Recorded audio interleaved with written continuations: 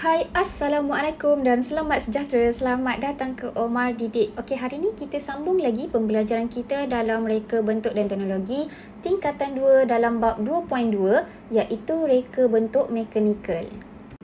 Okey, jadi sebelum ni kita dah habiskan subtopik yang pertama. Yang subtopik pertama kita dah belajar apa tu mekanikal, kenapa mekanikal tu kena ada, dan juga kita dah belajar apakah komponen-komponen dalam mekanikal ni.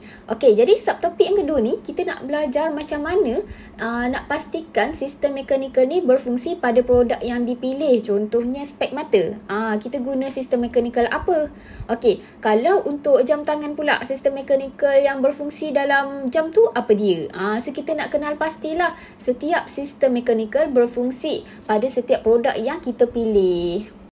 Okey, jadi topik kita hari ni adalah berkaitan dengan basikal. Okey, kalau nak cerita pasal basikal ni memang tak habis sebab pasaran kita ni keluarkan pelbagai jenis basikal kan. Contohnya yang pertama awak tengok pada gambar ni. Ni basikal jenis apa? Ini adalah basikal bergiar. Okey, basikal bergiar ni berfungsi untuk mengurangkan tenaga manusia apabila kita kayuh. Contoh kalau kita nak naik bukit kan, kita boleh kontrol kita nak guna giar berapa. Mana yang lagi mudah untuk kita kayuh. Dan juga nak turun bukit kan, mana sesuai giar yang kita nak guna. So, giar pada basikal ni sedikit sebanyak dapat mengurangkan tenaga manusia apabila mengayuh basikal. Okey, awak tengok sebelah dia pula. Sebelah ni kita panggil sebagai mountain bike. Kenapa kita panggil mountain bike? Okey, kalau kita masuk hutan kan, kita mesti nak bawa barang-barang yang boleh memudahkan kita kan. Tak buat kita rasa susah nak angkat dan sebagainya.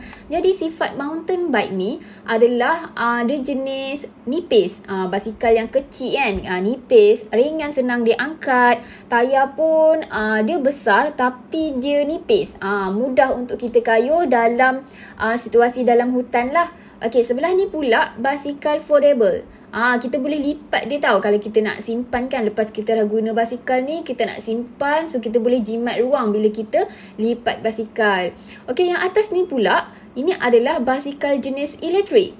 So, maknanya dia berbentuk basikal tapi kita tak perlu kayuh pun. Kita guna tenaga elektrik untuk menggerakkan tayar basikal.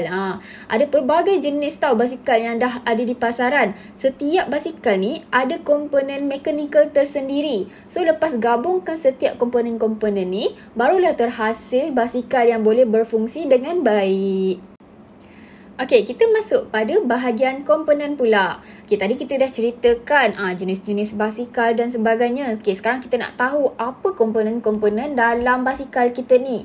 Okey, kita akan belajar 4 jenis bahagian dalam basikal ni. Yang pertama adalah handle. Okey, yang kedua adalah brake. Brake ni dekat bahagian belah depan ni kan. Okey, yang ketiga adalah roda. Roda basikal ni. Dan keempat adalah pedal. Kita akan pergi satu persatu lah supaya awak fahamkan apa yang komponen yang digunakan pada setiap bahagian ni. Okey, kita pergi satu persatu dulu. Kita pergi bahagian handle dulu.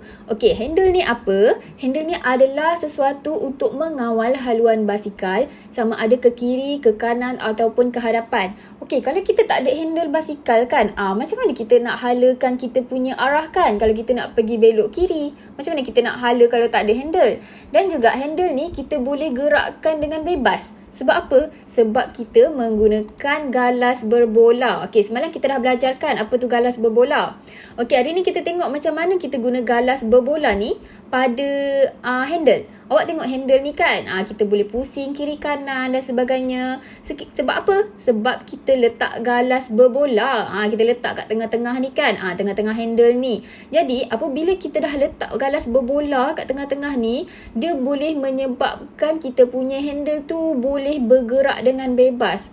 Kita nak kontrol pergi kiri boleh, kita nak kontrol pergi kanan boleh dan sebagainya lah. Jadi untuk penghasilan handle ni kita menggunakan galas berbola sebagai komponen mekanikal. Okey, seterusnya kita pergi pada bahagian brake pula. Okey, brake ni semua orang tahu kan brake ni apa, fungsi dia untuk apa. Brake ni adalah berfungsi untuk memperlahankan atau memberhentikan basikal. Kalau tak ada brake, apa yang akan berlaku?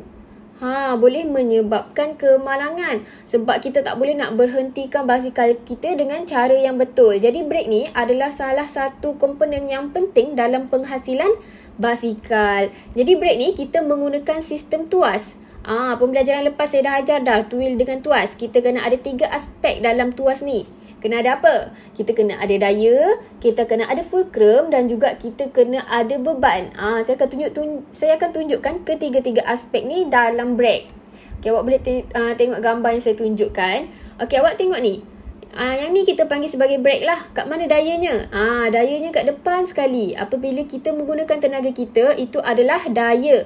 Fulcrum pula dekat tengah-tengah. Penyambung antara daya dan juga beban. Beban last sekali dia dekat tayar ni. So kalau kita hasilkan daya, so dia akan terjadinya beban. So beban ni akan berhentikan kita punya tayar. Jadi brake ni penting lah. Kalau kita nak hasilkan brake, kita kena menggunakan sistem tuas. Okey, seterusnya kita pergi pada bahagian roda. Okey, roda ni berbentuk bulat. Jadi dia membolehkan basikal kita bergerak dengan lancar lah sebab dia berbentuk bulat kan. Mudah kita nak gerak pada jalan yang rata ataupun jalan yang agak tidak rata. Jadi galas berbola ni kita akan menggunakan dalam roda. Untuk apa? Untuk kita mudahkan putaran kita lah. Okey, contohnya ini ball bearing ataupun kita panggil sebagai galas berbola lah. Galas berbola ni kita nak letak kat mana? Kita letak pada tengah-tengah kita punya roda ni. Tengah-tengah ni, kat dalam ni. Dia tak nampak lah. Kalau awak buka baru awak nampak lah basikal awak tu kan. Awak tengok dekat roda ni, dekat tengah-tengah yang kecil ni, kita akan letak ball bearing ataupun galas berbola. Untuk kita mudahkan roda kita ni berpusing tanpa ada masalah, kita kena letak galas berbola lah untuk memudahkan kita punya putaran pada basikal. Okey, lepas tu kita pergi pada bahagian yang terakhir iaitu bahagian pedal. Okey, pedal ni tadi kita dah belajar handle. Okey, kita kena tahu pula pedal ni. Pedal ni untuk apa? Pedal ni akan berpusing apabila dikayuh. Contoh, kalau kita tak kayuh basikal kita tu bergerak tak? Tayar berpusing tak? Takkan berpusing dan takkan bergerak sebab kita tak kayuh. Jadi, pedal ni adalah salah satu untuk tenaga penghantar lah. Okey, contoh kalau kita kayuh, sudah hantarkan kita punya tenaga kayuhan tu kepada pedal. So, bolehlah basikal tu bergerak. Dan juga pedal ni kita menggunakan rantai dan gear. Okey, macam mana tu? Okey, saya tunjuk pada gambar sebelah ni. Okey, kalau kita nak kayuh basikal, kita kena ada rantai dan gear. Kalau awak nampak kan dekat bawah ni, dekat tempat kita nak kayuh ni, kat bahagian pedal ni kena ada gear dan juga kena ada rantai. Okey, saya zoomkan untuk awak. Okey, ini contohnya. Belah depan yang besar ni dekat dengan pedal. Yang belakang ni, gear belakang ni dekat dengan tayar belakang. Jadi, kalau kita kayuh kita punya pedal, dia akan pusingkan gear yang besar ni. Jadi, apabila rantai ni ada, dia sambungkan dengan gear yang kecil. So, automatik gear yang besar ni bergerak, dia akan gerakkan sekali gear yang kecil kat belakang ni.